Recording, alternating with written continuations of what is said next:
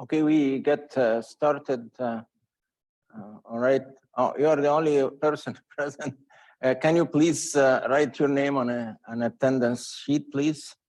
And then we share the screen here. We are going to record it. And let's make sure it is recording. Is it?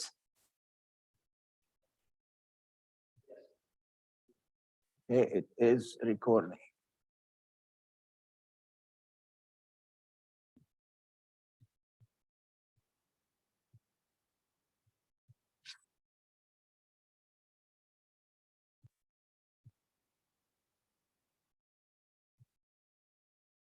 What we'd like to do today is start on the mathematical background for two other methodologies for risk assessment. We have looked at the idea of generating risk indices, and we looked at the cost-benefit analysis. One of them is basically based on simple math. The other one is based on the law of diminishing returns from economics. However, there are two more methods that we are interested in dealing with, which are really basic to any kind of safety analysis. And this is what we call fault tree analysis and event tree analysis. Both methodologies depend on the algebra of logic. And the algebra of logic depends on a mathematical construction that we call either a Boolean algebra that generates probability theory, or the De Morgan algebra that generates possibility theory. We'll try to hit two birds with one stone, learn both about the probability theory and possibility theory, since they have a same basis when we deal with the algebra of logic. So today we deal with the concept from math of a Boolean algebra. It depends on what people have been calling modern mathematics. At some point, it was suggested that this is a way to replace the conventional algebra. The problem arose when the teachers that were supposed to teach that in the school systems never learned about it. So we have, thank you. We have to wait until college for us to deal with the concepts of modern algebra. So here we are going to learn the very simple basics that are needed only. It's not a course in math, but only what is needed for us to develop the concept of the algebra of logic from the perspective of probability theory and possibility theory. The Boolean algebra is a mathematical construction. It is an idealization of the word. You'll see that it describes the word from the perspective of uncertainty. And we'll see that there are two types of uncertainty that we have to deal with in our technological society. One, uncertainty is based on actual observations and measurements. And in that case, we call these observations random phenomena, or random random probability density functions. And the other one depends on a different type of uncertainty that has have a way to describe the meaning of the measurements or the observations that we make. Example, an observation could be the temperature in this room, or the flow rate, or the speed of a car or an airplane. But by itself, being a measurement, it's a random variable. However, when we start giving it a meaning, we'll say the speed is high or low or adequate or acceptable.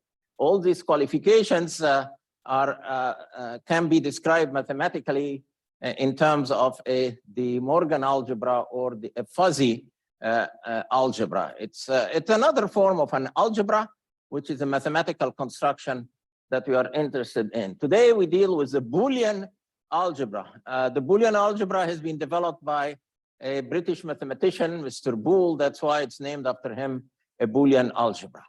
So here we are going to simply get all we need from the field of modern algebra. Some of you may not have seen that encountered that in high school, but in college, I think it's time for you to be introduced to it. So modern algebra is based on the concept of an algebraic system that contains some elements.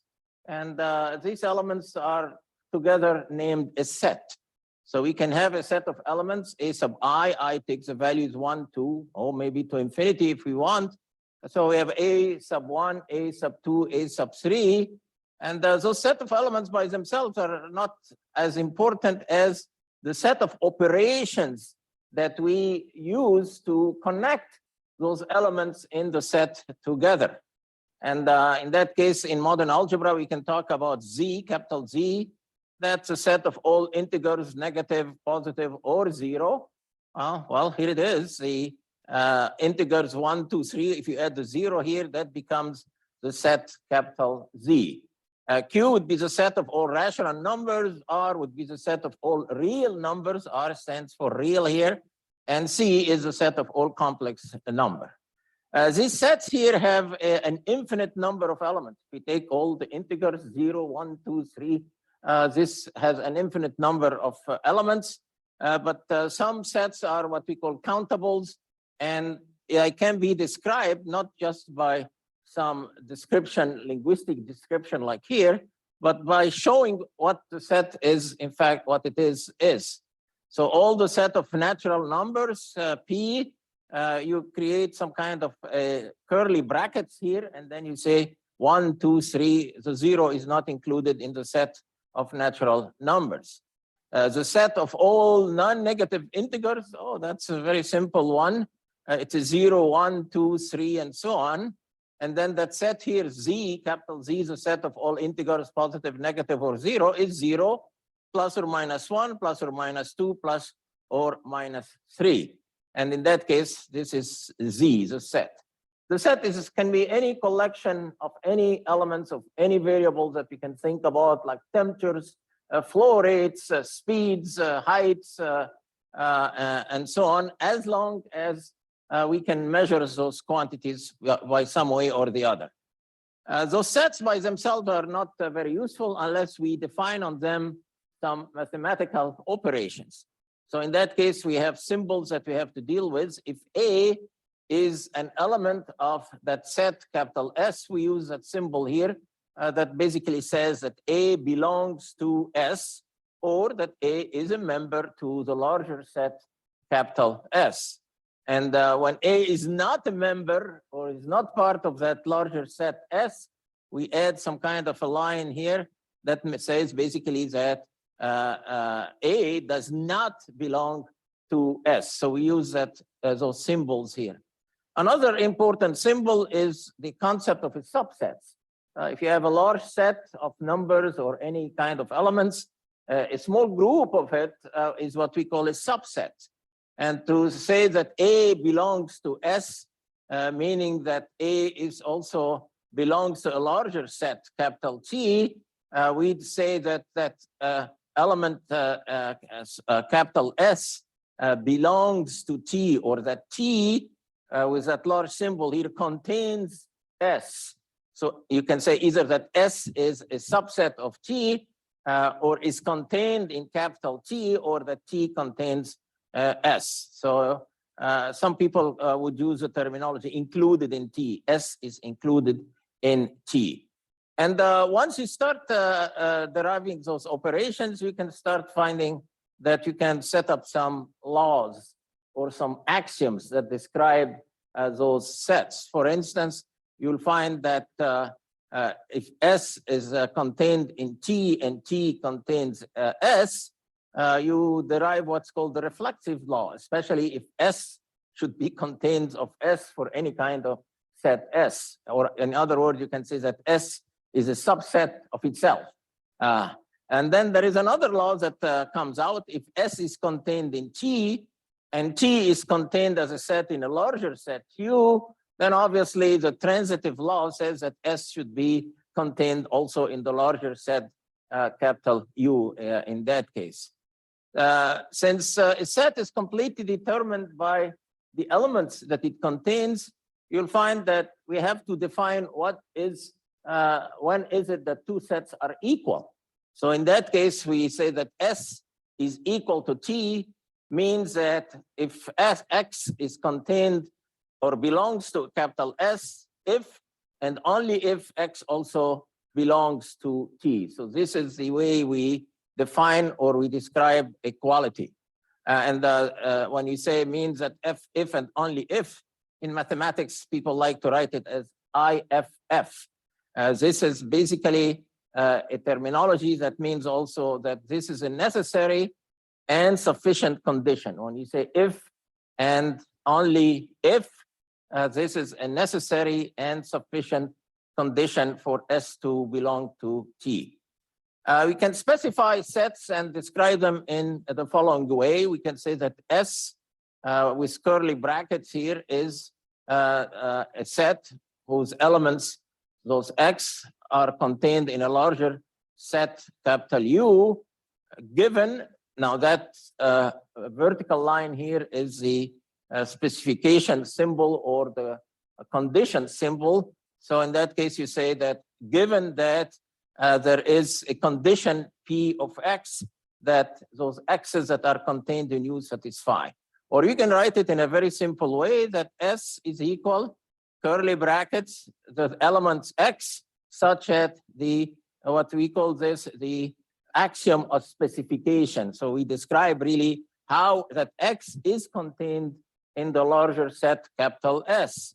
So this, either that description here or that description here mean that S is a set of all members X of capital U, such that that condition is holding in that case. For instance, if you want to describe the set of all positive integers, which are 1, 2, 3, 4, 5, and 6, and so on, you can write that condition of specification here that it's a set capital P with members X, such that, or conditional on, X belongs to capital Z, and X are all larger than 0. Remember, capital Z here was a set that we defined earlier as a set of all integers, positive, negative, or 0. If you want to only take the positive values, then we add that axiom of specification in that case. So it's a set is simply a collection of elements associated with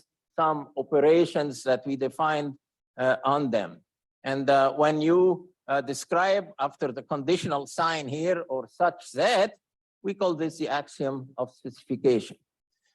There is one set that contains all the other sets, all the other subsets of a set. And I'll give you an example in a moment. We call it the power set. And it's described with a symbol capital U. It contains also the very important element that has been described to us by Indian, basically mathematicians, long time ago. That's their gift to humanity when they defined the 0 or the null, or what we call it also the void set. Void set, it means 0, it contains nothing. And the symbol for it is that phi here. We don't write it as a 0, obviously, but it's a phi from the Greek alphabet, and it contains also U itself. So if U has larger than one element, the power set containing a number of 2 to the nth power, we call them the power subsets.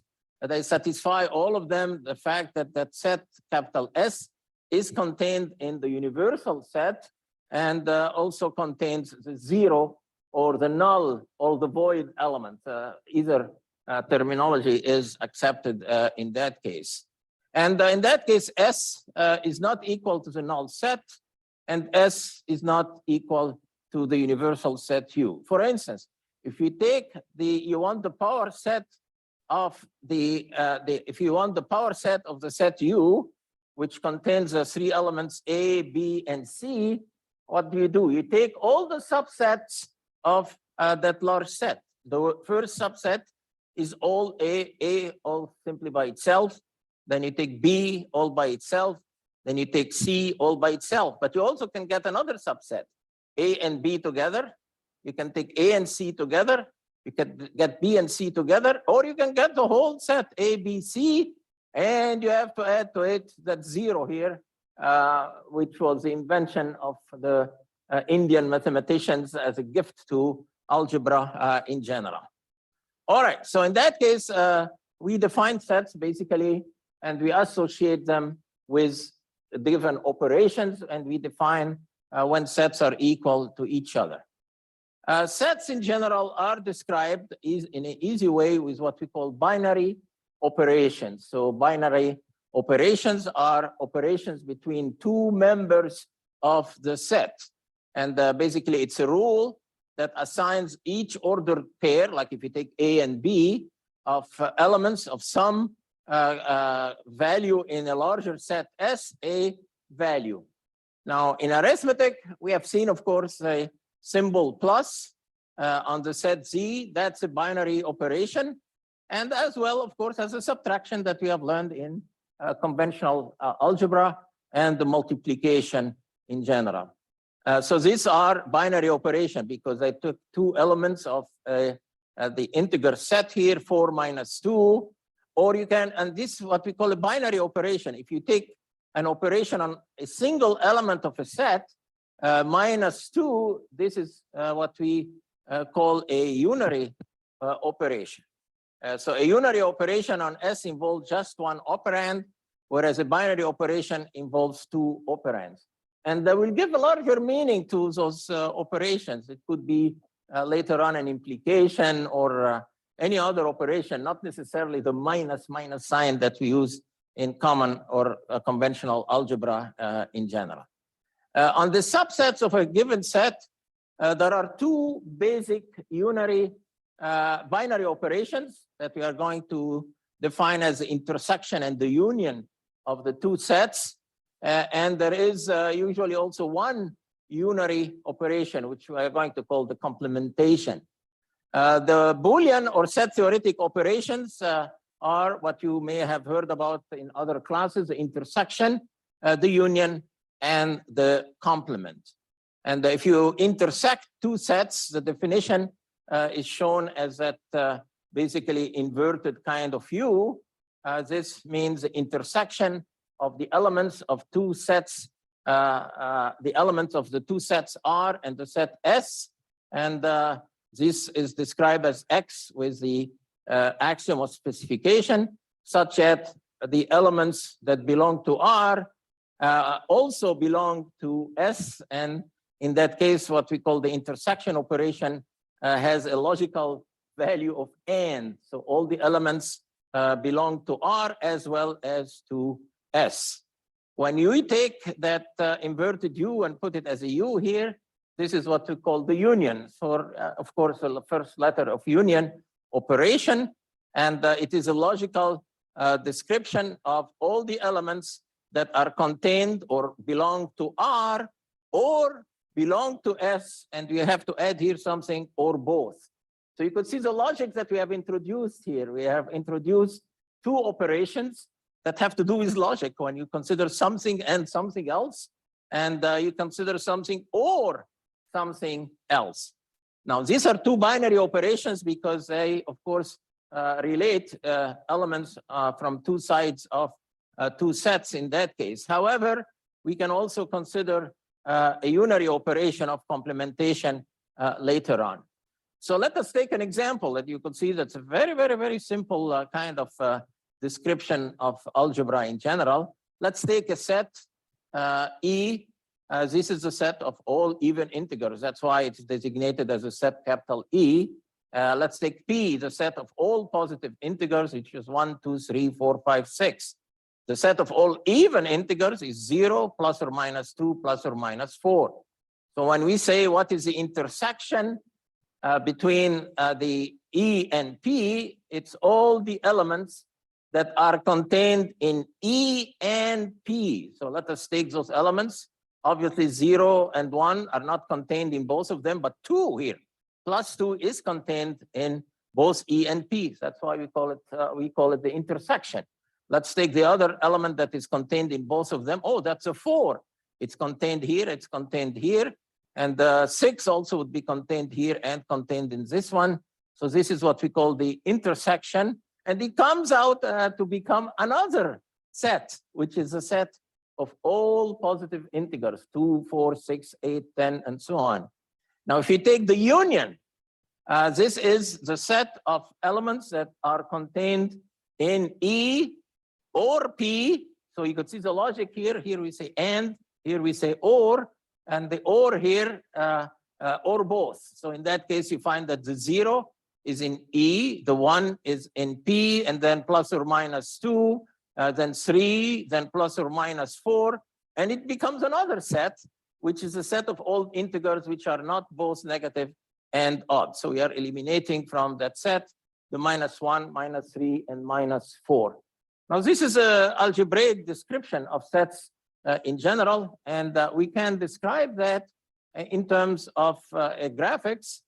So the union is very simply, if you take a set A here, and you take the set B, it's all the points or all the elements that are contained in A or contained in B or in both, right? This area that they are overlapping also is within the union operation. So think about this kind of graphic in your mind to describe the union of two sets A or B in that case.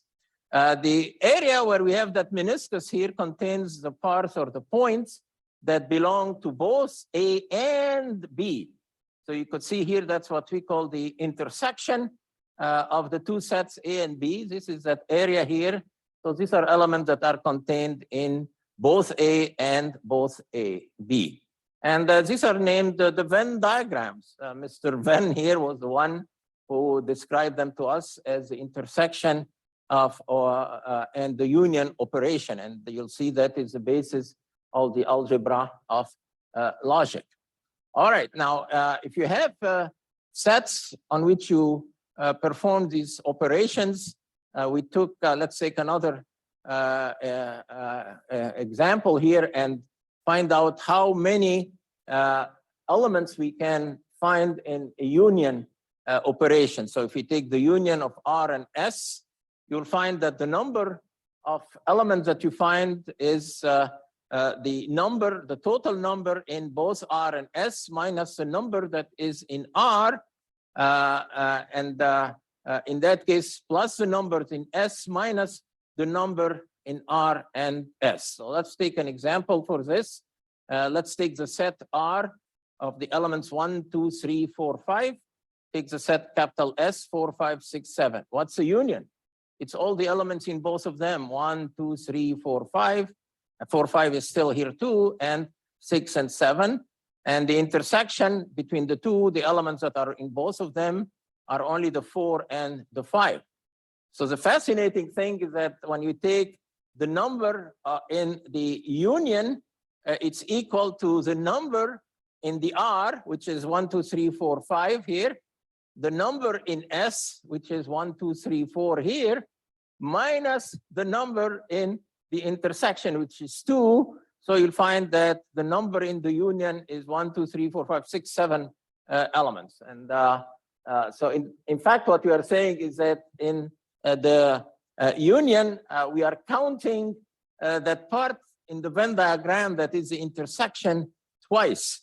If we take the union, you take the number of elements in A, you take the number of elements of B, but you are counting the number in the intersection twice. So in that case, we have to subtract that -2, which is the number in the intersection 2 elements too. And the fascinating thing is that it applies to the elements themselves, but it also applies to the area on the Venn diagram of this. If you consider that the set A is all the points in the area A and in the all the points in the area B, later on the integral or that area will represent for us the probability of A or B. It will be the probability of A occurring plus the probability of B occurring, but then we have to subtract because we are counting twice that area of that meniscus, which is the intersection, in fact, twice. So the probability of A or B occurring in the algebra of logic would be the probability of A plus the probability of B minus the probability of the intersection or both A and B occurring. And this allows us to generate different laws for the logical OR and AND gates. And you may have seen this in any classes you took in circuit analysis. Circuit analysis does not depend on calculating the voltage and the currents at each node in a circuit. It would be very, very, almost impossible to do in designing electronic circuits.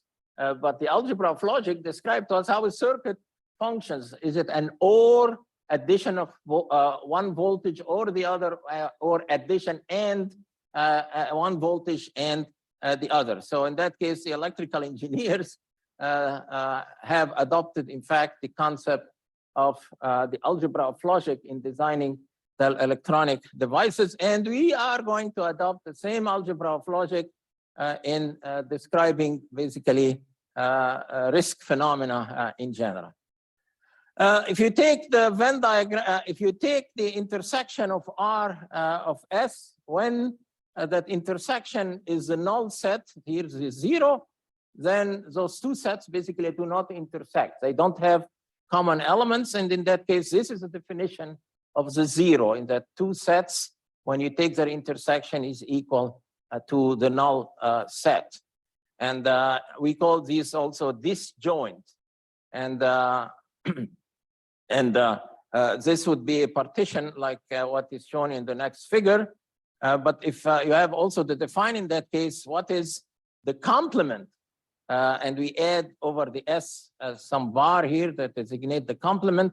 The complement is all the elements that are not contained in S. So you could see here, the complement of S is all these X's that are contained in the universal set, the set of all subsets, such that they are not contained in S. And we can say, show this on a Venn diagram. If you have a set R and a set S, and they don't have common elements, they don't have common points, we call those two sets disjoint. And in that case, their intersection, which is the area where they have the same elements or the same points, basically is 0. So that would be a definition of the null set. At the same time, we can define the complement of a set as a set, the universal set, all the points that surround S, but are not contained in S. And we can say also that the complement, the union of the set S, all the points here, plus all the points that are not in S, they compose, of course, the universal set. So this is two disjoint sets shown up here. And these are the complementary sets S and the complement of S. It is not the negative of S whatsoever. We are talking here about logical operations or and the complement in general. Notice that the intersection of S with its complements is the 0 set. And when you take the union of S and its complement, you get the union, the universal set designated as capital U. All right, now that we defined the concept of a set, and I'm giving you here a crash course on modern algebra. It is not more difficult than what we are describing here. We are interested in what is a Boolean algebra. An algebra in that case is going to be defined as a set. All right, so Boolean algebra, the algebra is a set, capital A, sorry. This is the curly brackets that describe that set, capital A, on which we have defined two binary operations, binary in between two elements of the set, and one unary operation, which is a complementation. It operates only on one element in the set, but we add to it two universal bounds, which is our very important 0 and our very important 1. And when we add those two elements, the 0 or the null and the 1, then we call this set here, capital A Boolean algebra. So what is a Boolean algebra? It's a very simple definition, a set that contains two binary operations. We like to call, well, we call them already intersection and union, but in general, they are also shown in that shape here, like a wedge and a V. And they are designated, in fact, sometimes as wedge and V, or some people designate them as meet and join, or later on, we'll see that they have a meaning in probability theory, the product and the sum. So these are two binary operations between two elements of a given set. And we have also that unary operation that acts on one single element in the set. We call it the complementation. And we have two universal bounds, the 0 and the 1. So what is a Boolean algebra? It's a mathematical construction, a set with two binary operation, one unary operation, two universal bounds, 0 and 1. But they also follow 10 different laws, or people like to call them axioms. And these laws are listed here. Law number 1, law number 2, law number 3, or some people call them axiom, as I said, axiom 4, axiom 5. 5 has two forms, small a and small b. Law number 6, law number 7, law number 8, law number 9, law number 10. If we learn these laws about that govern what is a Boolean algebra, we can manipulate the Boolean algebra and basically perform the operations, the binary operations, and the unary operation, the complementation in that case. All right, these different 10 laws have names, and by the end of the day, we learn, for instance, how to prove graphically the De Morgan law here, the law number 10.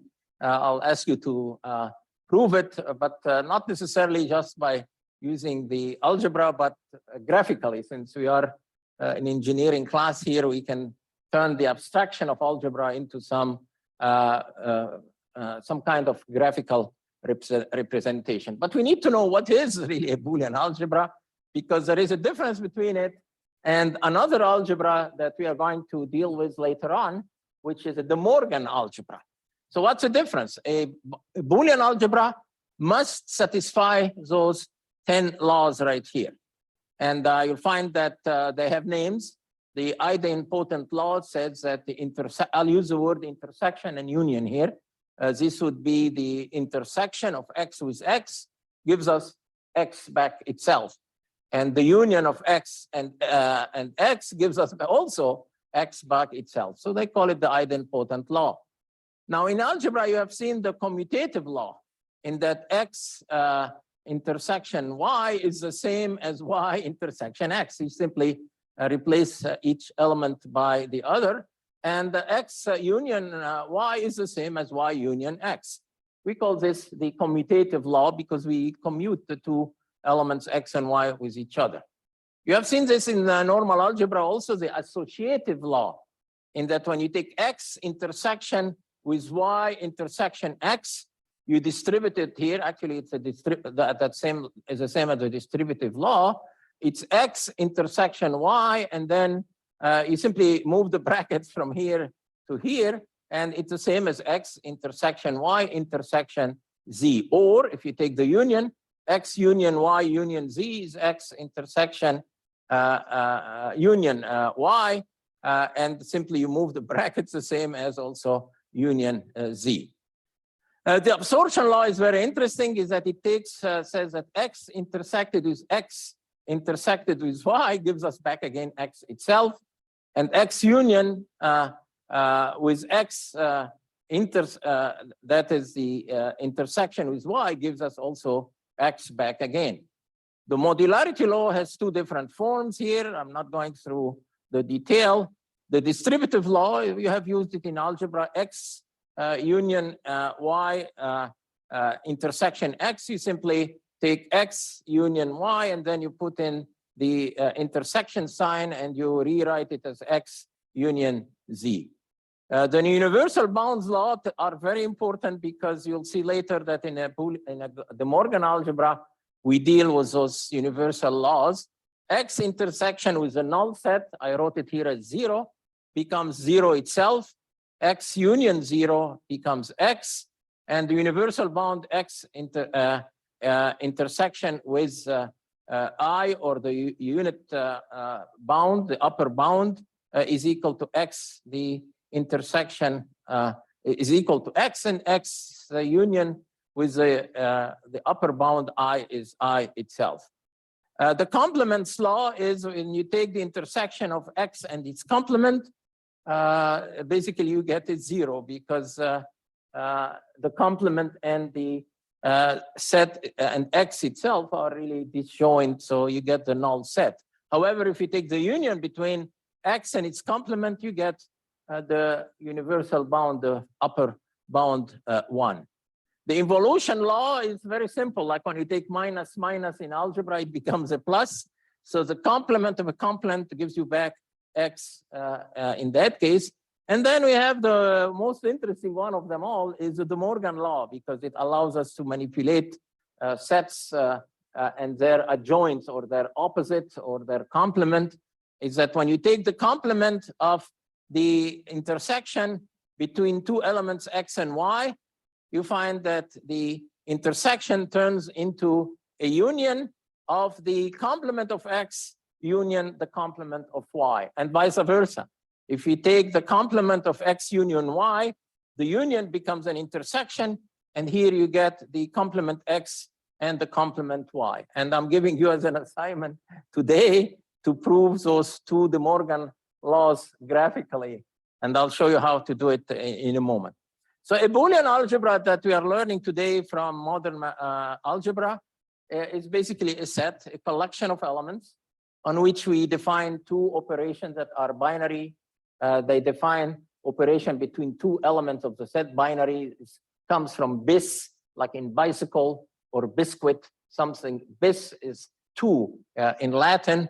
And the binary operation, of course, is operation between two elements. And we have also one unary operation that we call the complementation. It's like the minus sign in conventional algebra, and two universal bounds, but all those 10 laws must apply in that case. So you'll find that we have defined 5 operations, 2 binary operation, 1 unary, that's 3, and then 2 zero-ary. They don't have a dimension, simply when you use the 0 or the null set, and 1 the unary set. And if you count those number of identities here in the 10 axioms of the 10 laws, some people call them laws, some people call them axiom. We know what they are. You'll find that you have 10 laws, axioms, and some people even call them the postulates of a Boolean algebra. You'll find that you have 21 different identities that define a Boolean algebra. And that Boolean algebra can do wonderful things in math that we cannot do with differential and integral calculus, because the systems that we deal with in that case would become so complicated that we cannot deal with them. Comes the logic algebra of logic, and it makes things simple, like all the electronics that we depend basically on this idea of a Boolean algebra. Let us take an example of a Boolean algebra. It's very simple. We said it's a set. So let us take the Boolean algebra that contains a set that contains the 2 elements 0 and 1, okay? And that, of course, we have defined on it now the intersection and the union operations and the complementation operation. And then we have a 0 and the 1 as the universal bounds, so 0 or the null set, and 1 for 1. Now, you notice something interesting here is that we are not defining the conventional operations of plus or minus anymore. You can define any kind of a binary operation. For instance, you could see here, we are talking about the lesser of, and we associate that operation with the intersection, and with the union, we are going to associate the operation of greater of. In conventional algebra, we don't have those 2 operations, right? So you could see the power that modern algebra introduces to us. We can define operations other than plus and minus and multiply and divide. So here we have the lesser of or the greater of. And of course, in that case, the complementation is not the minus sign. We can define it as the opposite of. So you could see the power here. It's much, much more general modern algebra than conventional arithmetic or conventional algebra. And that's why it has to be taught really to all the new generation. If you become a teacher, this is, since you have learned about it, you can teach it to a younger generation. The problem that it didn't spread is that when it was introduced in the 1970s, the teachers in the schools had not learned about modern algebra. So they couldn't teach it. So I have to wait for college for us to learn about it. Now I'm asking a question. Have you seen that before in school, in the school system, or did you have to wait for college to learn about modern algebra? What we are doing now. Okay, all right, how about you?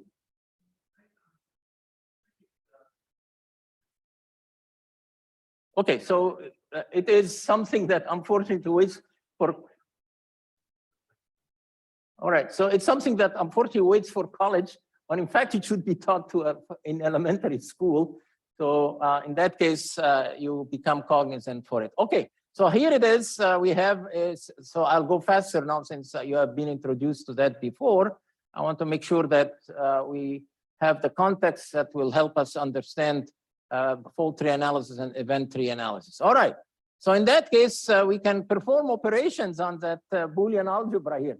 Very simple Boolean algebra with its two operations and its complement or the or unary operation, and then those two zero array, they have a dimension of 0 in that case operations, the 0, the null, and 1, the unitary value. Okay, so if you take the operation, the lesser of, and the two elements of the set is 0 and 1. So what is the lesser of 0 and 1? Oh, of course it's 0. So it's a very simple operation. We write here 0. What is the greater of? That would be the union operation here. Obviously, the greater of 0 and 1 is, 1 is greater than 1. So it's a 1. And what is the complement of 0 or the opposite of the 0? It is the 1. So you could see we can, it's much more general. We can define operations that do not exist, in fact, in a conventional algebra. And that when we do this, we can get up with what we call truth tables or Boolean tables. So we can say, okay, what is the operation of that complementation? We write 0 and 1 here, and then you say that the complement of 0 is a 1, and the complement of 1 is 0. I'll give you some Boolean algebra for you to practice on, a very simple one like this one, maybe. Now, if we take the operation of the intersection, which we defined as, let's say, this one means the lesser of. You can also generate a truth table. So you write 0 and 1 here and 0 and 1 here. Now, this is a binary operation. It does not act only on one element. It acts on two elements. So if we take 0 and 0, what's the lesser of 0 and 0? Oh, it's 0, right? The lesser of 0 and 1, oh, it's 0. The lesser of 1 here and 0, it's a 0. And the lesser of 1 and 1, oh, it comes back as 1. When you talk about the larger of or the greater of 0 and 0, it's a 0. The greater of 0 and 1, it's a 1. The greater of 1 and 0 is 1. The greater of 1 and 1, it's 1. And that's what we call the truth tables for the Boolean algebra. A Boolean algebra depends on what we call binary states. And this is the basis of what we call bistable kind of configurations. And this is the basis of course, binary circuits and binary states. So in that case, we define the 1 maybe as a voltage in a circuit of 1 volt. And when the 1 volt is not there, the circuit voltage comes down to 0. So in that case, that's what defines a 0. Then it goes up to 1, then it goes back to 0.5. We define that as a 0, 1, and 0. Notice it does not have to be a value of 0. It's really the height of the state that determines whether we have a digit here, the 1, the 0, the 1, the 0, the 1, the 0. And you know, this is basically binary algebra. It is very, very crucial for circuit analysis, and that tells us that we are going to adopt some of the ideas from circuit analysis because we are going to use the algebra of logic in defining safety states in general. That leads us to the concept of gating networks, and I would like us to suggest that we are going, in fact, to use some of the elements that have been developed in circuit analysis, except that it is more convenient for us when we use the algebra of logic in safety analysis, not to use that format that is used in circuit analysis, which would be a vertical rather than a horizontal description. So if you have in circuit analysis an inverter, you enter a voltage here and then you get the negative of the voltage. This is a complementation operation. We show it with a triangle with a minus sign in it. And in circuit analysis, you have the AND gate that gives you an output only when you have an input at X and an input at gate. So you could see the logic here that we are using is the AND logic. And we are going to describe it as X period Y for a reason that will become important for us. Not circuit analysis, not voltages, but later on it would be probabilities of failure of different components and how we can make them safer. The OR gate, I couldn't really draw it as pointed in that case here. It's slightly more pointed than this. So you get an output if you get an input at X or an input at Y or an input or both, and we represent it with X plus Y. And in that case, you see that we are using really the descriptions from circuit analysis, except that all our descriptions are going to be horizontal because it's easier to deal with it in that case. So in that case, we can think about truth tables for circuits, and instead of saying the lesser of and the larger or the little smaller of, we replace the intersection, sorry, by what we are going to call the AND gate. So if you have an input at some input 0 and 0, you get an output of 0 in the AND gate. If you have an input of 1 and 0, it doesn't satisfy, it's not the same. So you get a 0 output. When you have a 1 and a 1 only, you get an output of 1. The OR gate operates if you get an input at either side, then you get a 1 out. So you see here 1 and 0 gives you 1, 1 and 1 gives you out, and 1 and 0 gives you a 0. And in that case, we have to separate between or distinguish between what we call the OR gate and what's another gate that's called the exclusive OR gate. It's only OR, one or the other, that gives you an output, but not both. The OR gate gives you an output, it's one or the other or both. The exclusive OR gives you an output one or the other, but not both. And in that case, we can generate what we call a gating network. This is the way it would look in circuit analysis. You have an AND gate here between Y and Z, and here an AND gate between X and W.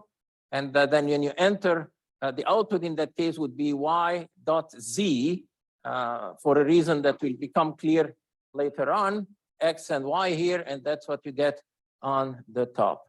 All right, so here we are beyond our time.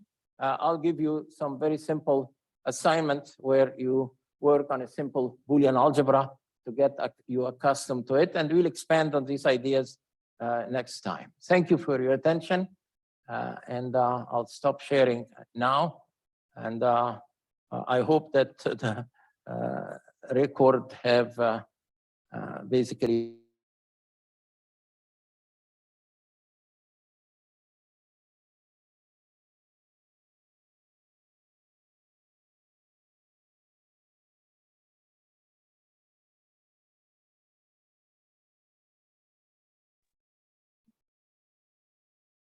okay.